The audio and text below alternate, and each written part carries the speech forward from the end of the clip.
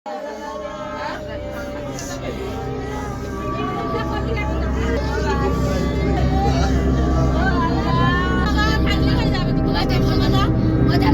ধরে আয় করার জন্য ওরা 6 জন মিলেই বেরিয়েছিলেন নৌকোয় করে।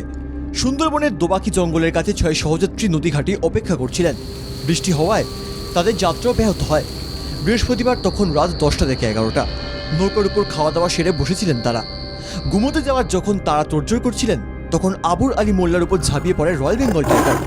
প্রায় 1 ঘন্টা ধরে দুজনের খণ্ডযুদ্ধ হয়। একসময় সে হার মানতেই বাধ্য হয়। 2 বন্ধু তাকে বাঁচানোর চেষ্টাও করে, তবে শেষ রক্ষা হয়নি। তারপর ক্ষিপ্রতার সঙ্গে রয়্যাল বেঙ্গল তুলে নিয়ে চলে যায়। জঙ্গলে গেছিল 6 জনে মাছ কাঁকড়া ধরতে।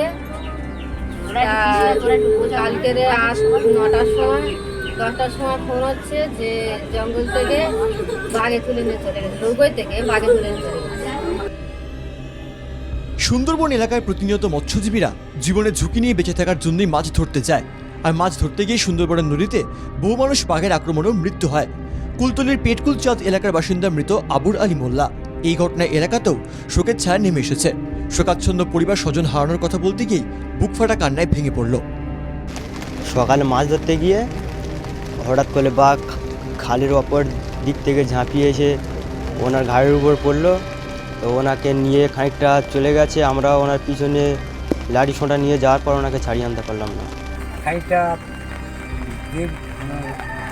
ছাড়াতে গিয়েছিলাম, গিয়ে কিছুটা দূর গিয়ে দেখতেছি ট্রেনে চলে যাচ্ছে, বগলার ভোটে ঢুকে গেছে, আমরা আসতে পারি।